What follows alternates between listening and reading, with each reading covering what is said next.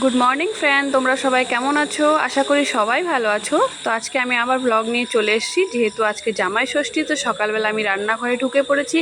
এইদিকে মা আজকে পুজোর জোগাড় করছে, যেহেতু ষষ্ঠী পুজো করবে বাড়িতে। তো ও আমার সাথে একটু হেল্প করছিল, যেহেতু আজকে ও ছুটি নিয়েছে, যাবে না অফিসে। আমাদের আছে কানকেও যেতে হবে। তো সকালবেলা করলাম আজকে লুচি।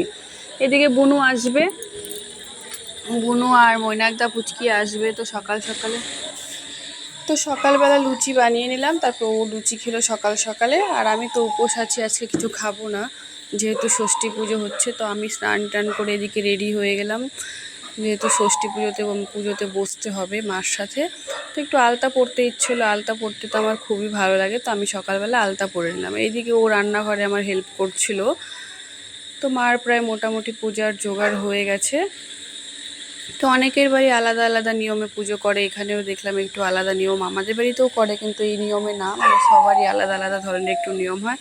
তো এইদিকে মৈনাকদা চলে এসছে পুচকিরা। তো ও আর মৈনাকদা রেডি হয়ে গেছে, দুজনেই পাঞ্জাবি পরলো, খুব ভালো লাগছিল। তো আমিও রেডি হয়ে গেছি, আজকে শাড়ি পরলাম। আর শাড়ি তো খুব কমই পরি, যেহেতু বাড়িতে পুজো, শাড়ি না পরলেও ভালো লাগবে না, তো শাড়িটা পরলাম। তো কেমন লাগছে একটু জানিও। তারপরে দেখলাম যে মার সব কিছু রেডি, তো আমরা এখানে বসে পড়লাম। তো হাতে আমাদের প্রথমে সুতো বেঁধে দিল, যা যা নিয়ম ছিল মা করলো, আমি, মৈনাকদা আর বোনও আরও একসঙ্গেই বসলাম।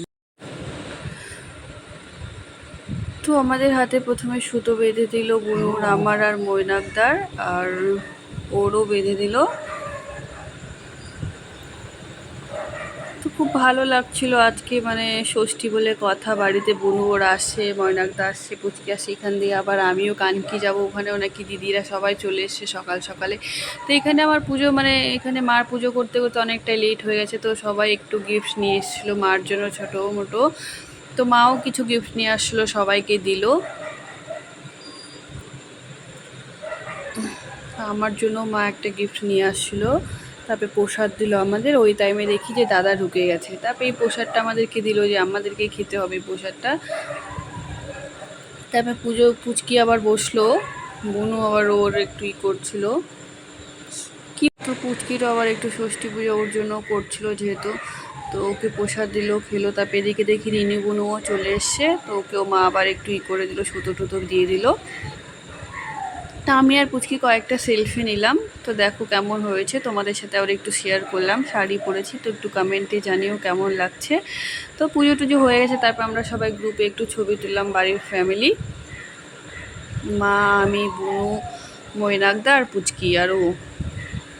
তো এইদিকে দেখি ভাইও চলে আসছে, দাদা আসছে, বড়দা আসছে, বড়দার সাথে কয়েকটা ছবি তুললাম। তারপরে কয়েকটা আমি আবার রুমে এসে ছবি তুললাম। এদিকে দেখি রিনি বোনও আবার একটু রিলস বানালো, তো সেটাও আমি তোমাদের সাথে একটু শেয়ার করলাম।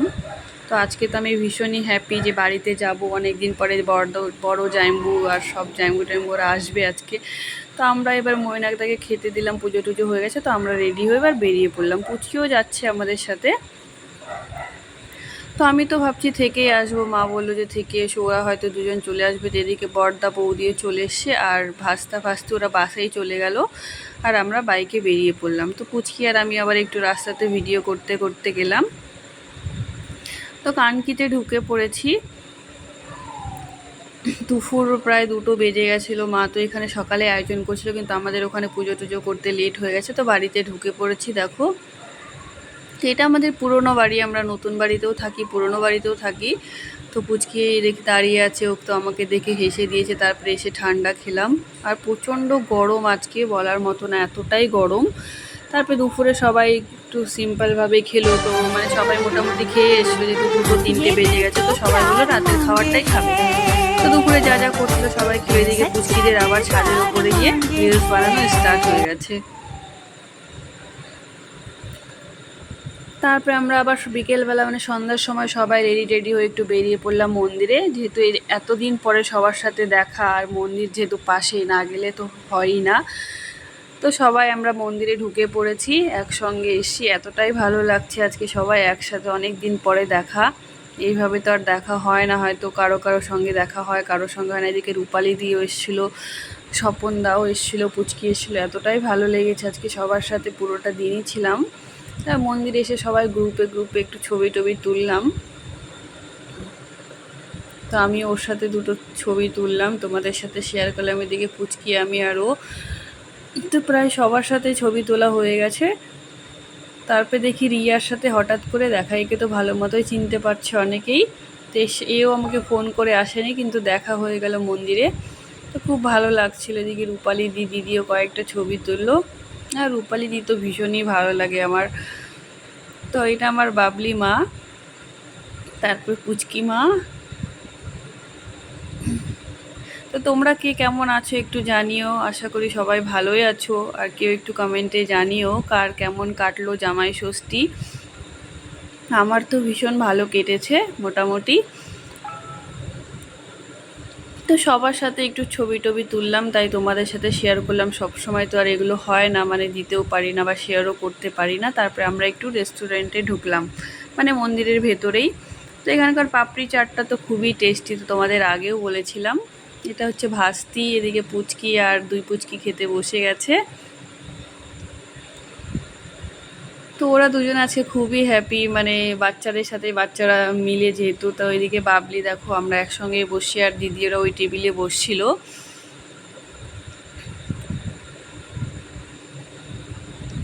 তো মন্দিরে এসেও বেশি কিছু খাইনি, শুধু পাপড়ি চাটটা খেলাম। কেন কি ওখানে বাড়িতেও রান্নার এত কিছু আয়োজন করছে মা, তো খেতে হবে। কেন কি এখানে রাত হয়েছিল, তো পাপড়ি চাটটা চলে এসছে। তো অনেকেই খেয়েছে পাপড়ি চাট, এখানকার পাপড়ি চাটটা খুবই টেস্টি, তাই আমরা আবার পাপড়ি চাট খেলাম আজকে। তো পাপড়ি চাট খেতে খেতে আবার কয়েকটা সেলফি টেলফি তুললাম, ছবি টবি একটু ভিডিও করলাম। এইদিকে ও পেছনে বসছিল। তারপর আমরা বেরিয়ে পড়লাম এখান থেকে। তো আবার আমরা রেস্টুরেন্ট থেকে বাইরে এসে একটু ভিডিও টিডিও করলাম। তারপরে আমি আর বাবলি একটু রিলস করলাম। আমার তো ভীষণ ভালো লাগে বাবলির সাথে থাকতে, আর বাবলি আমাকে প্রচণ্ড ভালোবাসে। আমাদের তো আগে থেকে একটা ভালো, মানে বাবলির সাথে আর আমার সাথে একদম, মানে তার বাড়ি চলে এসেছি। বাড়ি এসে রাতের খাবার রেডি। তো অনেকেই দুপুরবেলা খেয়েছে, আবার মন্দিরে একটু খাওয়া দাওয়া হলো। তো বেশি কেউ কিছু খেতে চায়নি, আর অনেকই রাত হয়ে গেছে, প্রায় 11টা বেজে গেছে রাতের খাবার খেতে খেতে। তো তোমাদের সাথে আবার একটু শেয়ার করলাম, অনেক কিছুই করেছিল। এদিকে ফ্রায়েড রাইস, সাদা ভাত, চিকেন, মাছ। তো এরা তো বলছে কিছুই খাবে না, যেহেতু সবারই নাকি পেট পুরো ফুল হয়ে গেছে, সারাদিন তো খেতেই আছে একটার পর একটা। তো স্বপনদা বললো রান্নাটা নাকি খুব টেস্ট হয়েছে, আর এরা তো কোনোদিন নাম করবেই না যে না ভালো হয়েছে, কিন্তু স্বপনদা বলছে না রান্না খুব। আর আমি চিকেনটা আমিই করেছিলাম। তারপর আমরা খেয়ে দিয়ে বাড়ি থেকে হঠাৎ করে ফোন করলো, মার নাকি খুব শরীর খারাপ। তো আমরা রাত 11টার সময় বেরিয়ে পড়লাম ডালখোলার জন্য। তো মনটা খারাপ হয়ে গেল, এই যে আশা করে গেছিলাম যে না থাকবো কানকিতে আজকে সবাই একসঙ্গে। তো দেখি এদিক থেকে ফোন চলে এসছে, মা যেহেতু সারাদিন উপোস ছিল। তারপর আমরা চলে আসলাম, প্রায় বাড়ির ডালখোলা ঢুকে পড়েছি। আর মনটা একটু খারাপ হলো, তবু কিছু করার নেই। বাই ফ্রেন্ড, আবার কালকে দেখা।